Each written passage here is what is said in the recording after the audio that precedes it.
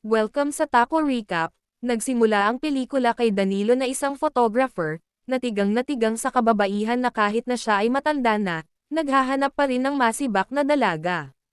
Dumating ang isang dalaga na magpapakuha ng litrato para sa passport niya. Binigyan naman ito ni Danilo ng formal na damit at sinabihan na magpalit ng damit. Pumasok naman ang dalaga at nagsimulang magbihis. Si Danilo naman ay sumilip na lumaki ang mata, ngunit nakita siya ng dalaga at agad na nagbihis at umalis. Sinabihan ng dalaga si Danilo na bastos, nagalit naman si Danilo at sinabihan din ang dalaga na pangit siya at hindi malaki ang papaya. Pinayuhan naman siya ng kanyang kaibigan na iwasan ang pagkalibog, dahil baka magreklamo ang dalaga na mawalan siya ng negosyo. Sa bar, binigyan siya ng kanyang kaibigan ng gamot pampalakas. Dumating naman ang dalagang Pokpok, binayaran niya itong magsibakan. Pagkatapos magsibakan, tinanong niya ang dalaga kung sino ang magaling sa sibakan. Sumagot naman ang dalaga na wala sa kanilang dalawa ng kaibigan niya. Kinuwento niya na may customer siyang Chinese na magaling sa kama, na inuutusan din siyang bumili ng gamot sa tindahan ng Chinese na pangpagwapo.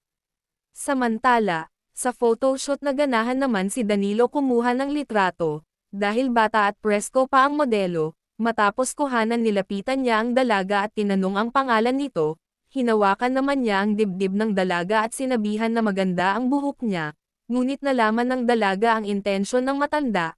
Sinabihan niya ito na mahal ang bayad sa kanya at sumasama lang siya sa may kondo at kotse. Sinabihan rin niya na huwag siya hawakan dahil nakakadiri siya. Nagalit si Danilo at sinakal ang dalaga ngunit nakita siya ng manager niya na kaagad siyang sinuntok at pinalayas. Naglalakad na pauwi si Danilo nang makita niya ang tindahan na kinuwento ng Pokpok. Pinuntahan niya ito at kinausap siya ng Chinese at tinanong kung Scorpio ang zodiac sign niya. Tumanggaw naman si Danilo na kaagad siyang pinapakain ng gamot.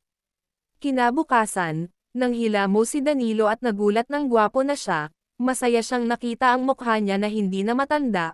Pumunta naman siya ulit sa photoshoot, dahil bumata na siya hindi siya namukha ng manager. Naganahan naman ang model sa kanyang kagwapuhan kaya't naganahan itong kuhanan ng litrato.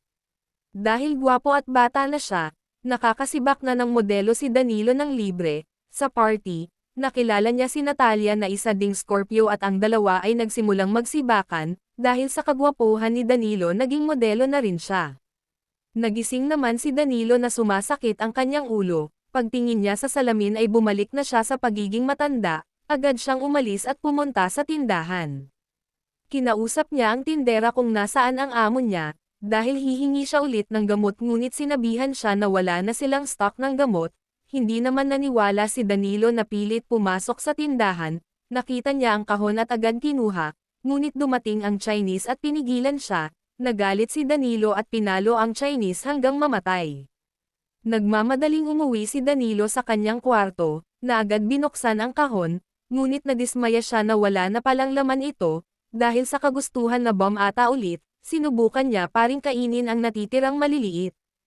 Kinabukasan, nagising si Danilo sa ingay ng kanyang kaibigan, bumalik na siya sa pagkabata, nalaman naman ng kanyang kaibigan na siya si Danilo, at alam din niya na siya ang pumatay sa Chinese. Sinabihan si Danilo na kahit gwapo na siya ay garapal pa rin ang ugali. Nagalit naman si Danilo kaya't sinakal niya ang kanyang kaibigan hanggang mamatay.